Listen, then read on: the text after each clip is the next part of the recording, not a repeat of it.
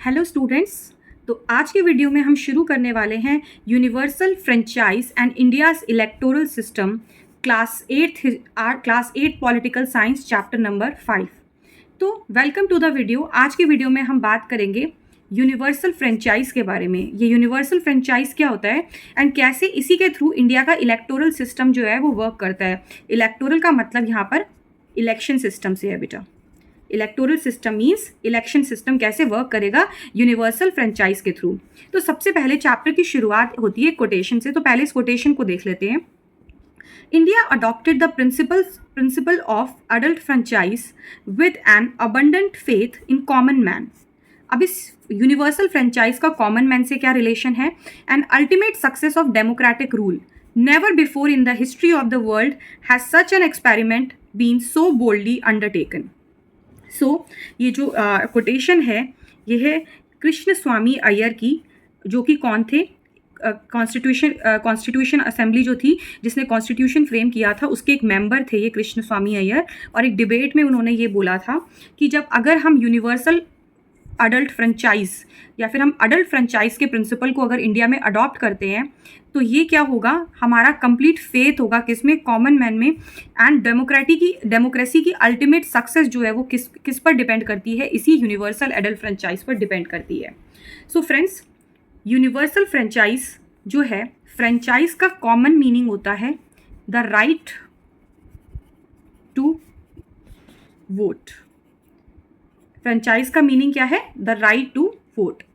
And जब ये voting right universal level पे दिया जाता है, means universal level means without any kind of discrimination and without any kind of doing any difference among the people, जब ये right सबको इक्वली प्रोवाइड किया जाता है। कौन सा right? The right to vote. When this particular franchise the right to vote given equally to everyone, so it is called as universal franchise. तो India में इसी राइट टू वोट को चूज करके क्या होते हैं? इलेक्शंस होते हैं, इंडिया के इलेक्शंस। ओके, इंडिया में कैसे अपने लीडर्स को चूज किया जाता है? तो यूनिवर्सल फ्रेंचाइज के थ्रू चूज किया जाता है। अब इंडिया ने जो कॉन्सेप्ट अडॉप्ट किया यूनिवर्सल फ्रेंचाइज का, मतलब वोटिंग राइट का, उसको स्पेशली क्या बोला गया? Adult franchise. मतलब अडल्ट वो सारे लोग जो कि क्या थे? मैच्योर्ड थे, अडल्ट थे। इसकी एज स्टार्टिंग में 21 थी, लेकिन बाद में ये 21 से ट्रांसफ़र करके कितनी कर दी गई? 18 ईयर्स कर दी गई। तो मतलब 21 से 18 ईयर्स की एज को ट्रांसफॉर्म किया गया। और उन सारे लोगों को जो कि 18 एज को कंप्लीट कर चुके थे या फिर उससे प्लस थे या फिर उससे बड़े थे, उन सबको इक्वली क्या दिया गया? वोटिंग राइट दिया गया। फ्रेंचाइज का मतलब क्या होता है? Right to vote. सो जब 18 ईयर और उससे ऊपर के सारे लोगों को यूनिवर्सली क्या दिया गया? फ्रेंचाइज दिया गया, वोटिंग राइट दिया गया। तो इसको क्या बोला गया? यूनिवर्सल एडल्ट फ्रेंचाइज बोला गया, जिसे किसने अडॉप्ट किया? इंडिया ने इसको अपने कॉन्स्टिट्यूशन में अडॉप्ट किया as a important feature of democracy. अब क्यों यूनिवर्सल फ्रेंचाइज को इतना इंपॉर्टेंट माना गया? क्योंकि यूनिवर्सल फ्रेंचाइज जो था वो किस पर बेस्ड था? डेमोक्रेसी के उस प्रिंसिपल पर बेस्ड था जिसमें कि हम कॉमन मैन की इक्वालिटी की बात करते हैं, राइट?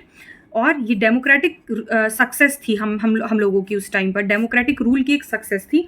और इतना बड़ा स्टेप इससे पहले वर्ल्ड में कहीं और नहीं लिया गया था, बिकॉज कोई भी कंट्री जो थी वो अपने देश के लोगों को इतने ईजिली डेमोक्रेटिक राइट्स देने के लिए तैयार नहीं थी। तो अडल्ट मतलब क्या है? 18 ईयर्स से ऊपर के सभी लोगों को फ्रेंचाइज दी गई, मतलब राइट टू वोट प्रोवाइड किया गया universal means right which is equal to everyone, universal. So इस चैप्टर में जो हम बात करेंगे वो हम 3 बिग क्वेश्चंस की बात करेंगे बेटा। What is universal adult franchise? पहले हम इसको अच्छे से डिस्कस करेंगे। What is an electoral system? Elections जो होते हैं ये सिस्टम क्या है? What is the system of elections in India, उसको हम समझेंगे। And how India's electoral system work, और इंडिया का इलेक्शन सिस्टम कैसे वर्क करता है, तो उसको हम जानेंगे।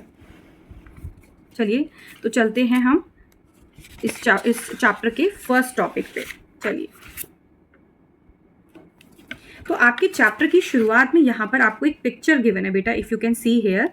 इस पिक्चर में डेमोक्रेटिक सेलिब्रेशन हो रहा है, मतलब योर वोट मैटर्स। यहाँ पर एक पोलिंग बूथ है, एक पोलिंग स्टेशन है, मतलब जहाँ पे वोटिंग बूथ है जहाँ पर लोग वोट देने जाते हैं। और यहाँ पर आप देखेंगे कि एक पुलिसमैन खड़ा हुआ है, एक बहुत ही बूढ़ा आदमी यहाँ पर व्हीलचेयर पर वोट डालने आया हुआ है।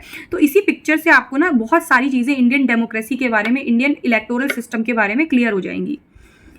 सो वाई, एक लड़की है जो बोल रही है, why everyone is so excited, ये जो क्यू में जितने भी लोग हैं ये इतने एक्साइटेड किस चीज के लिए दिख रहे हैं?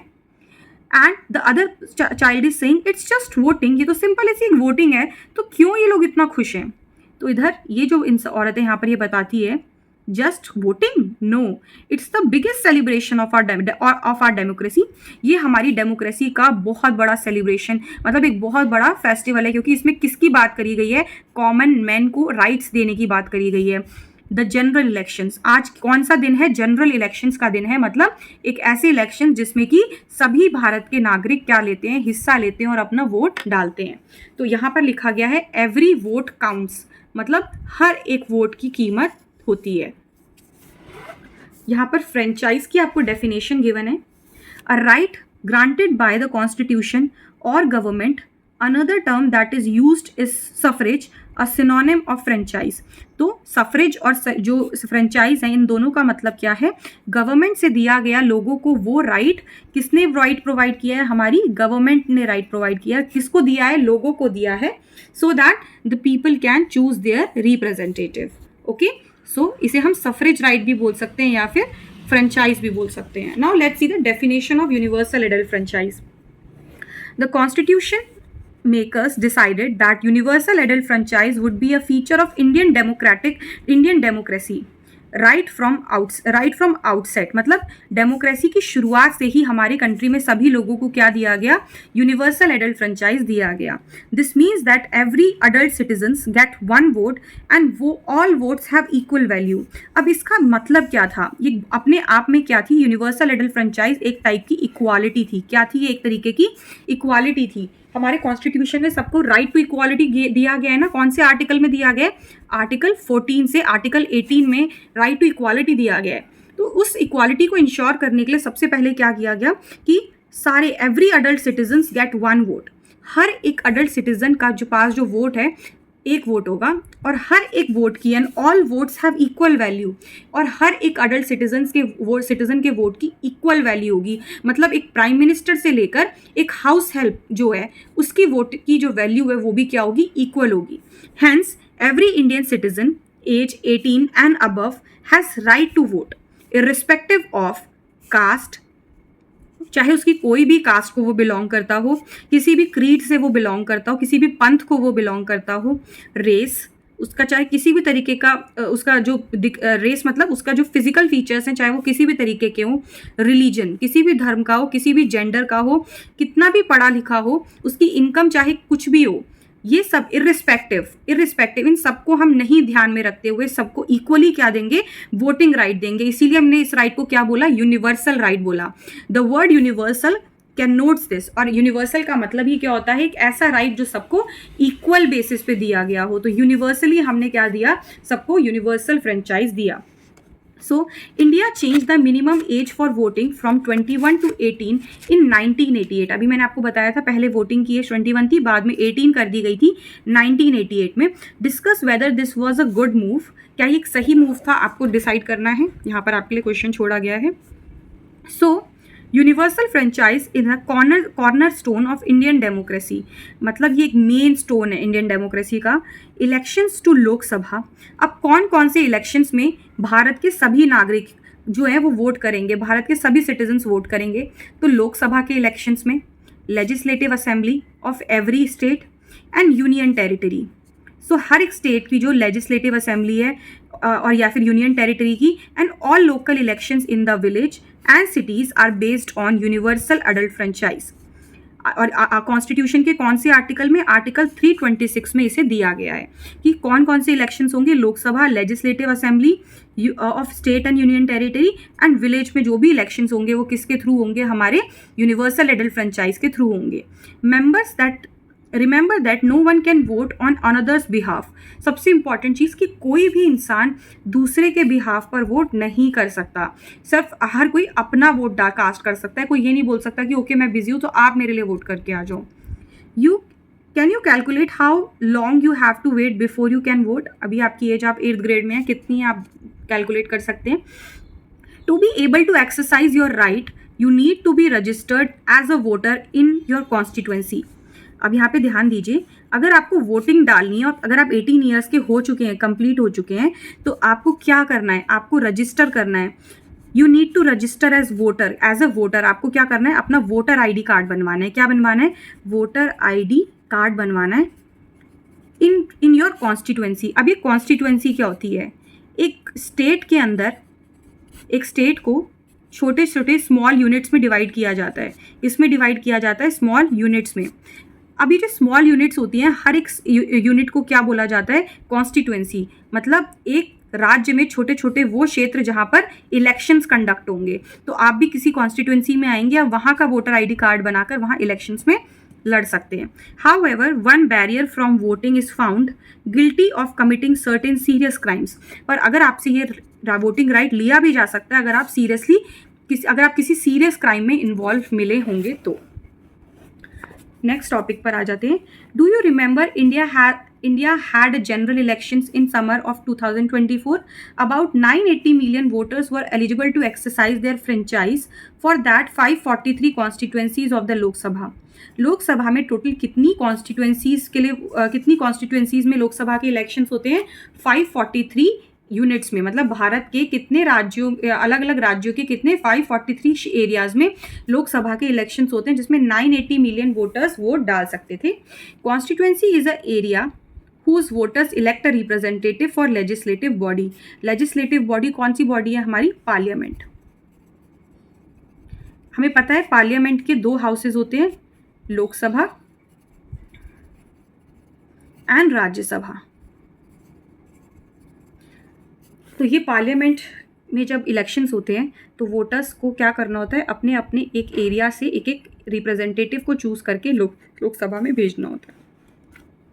So we need an elaborated and well organized system to manage this massive exercise. 980 million voters को वोट कराने के लिए हमें एक वेल ऑर्गेनाइज सिस्टम चाहिए बेटा। ग्रुप सिस्टम का मतलब a group of interconnected interdependent elements that work together to achieve common function. Okay, so एक सिस्टम चाहिए to ensure that the elections takes place Fairlie.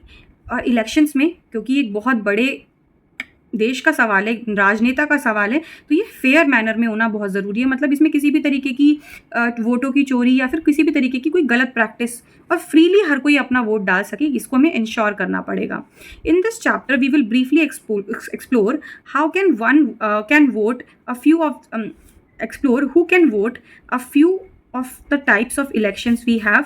कौन कौन लोग वोट कर सकते हैं, कहाँ ये वोट कर सकते हैं, एंड इलेक्टोरल सिस्टम क्या होता है और ये कैसे ऑर्गेनाइज होता है, इस चैप्टर में हम बात करेंगे। Don't miss out. ओके, सो यहाँ पर एक और डोंट मिस आउट है, पहले उसको भी डिस्कस कर लेते हैं।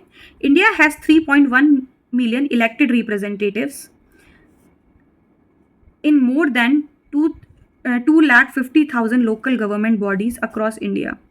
All these are democratically elected through universal adult franchise. तो हमने 3.1 मिलियन रिप्रेजेंटेटिव्स को अपनी 250,000 लोकल गवर्नमेंट बॉडीज में अपॉइंट किया हुआ है through the universal adult franchise. और किसने किया है, भारत के आम नागरिकों ने किया है। Before independence only 13% of Indians were allowed to vote. Britishers के टाइम पे सिर्फ 13% इंडियंस को ही वोट करना अलाउ था। फ्रेंचाइज वॉज नॉट यूनिवर्सल, ये यूनिवर्सल नहीं थी। मतलब एज के अलावा और भी क्राइटेरियाज थे आपको वोटिंग राइट मिलने के लिए। Okay, so India was among the early nations grant women the right to vote. पहले के देशों में औरतों को वोटिंग राइट नहीं मिलता था, और बहुत सारे कंट्रीज जो हमसे पहले जहाँ वोटिंग राइट मिल चुके थे, लेकिन वहाँ औरतों को वोटिंग राइट नहीं मिले थे। For example, women were given the right to vote in the Switzerland only in 1971। Switzerland में हमसे बहुत बाद में लोगों को वोटिंग राइट मिला। Women fought long and hard in many countries to win the fundamental democratic rights. In India on the other hand a progressive constitution vision and deep democratic value rooted in Indian ancient traditions. लेकिन हम पहले से ही Indians equality में believe रखते थे, इसीलिए हमने जब वोटिंग राइट की बात आई तो हमने किसी भी तरीके की हमारी औरतों को कोई फाइट नहीं लड़नी पड़ी, बल्कि उनको ईजिली सब कुछ वोटिंग राइट इंश्योर, और इनको ईजिली बिगनिंग से ही वोटिंग राइट मिल गया। तो अगर आपको इस चैप्टर की एक्सप्लेनेशन अच्छी लगी हो तो आप मेरे नेक्स्ट वीडियो को ज़रूर देखना और मेरे चैनल को ज़रूर सब्सक्राइब कर देना बेटा, और मैं आपको और भी अच्छे से आगे चैप्टर को एक्सप्लेन करूँगी। तो वीडियो को लाइक करना मत भूलना। मिलते हैं नेक्स्ट वीडियो में।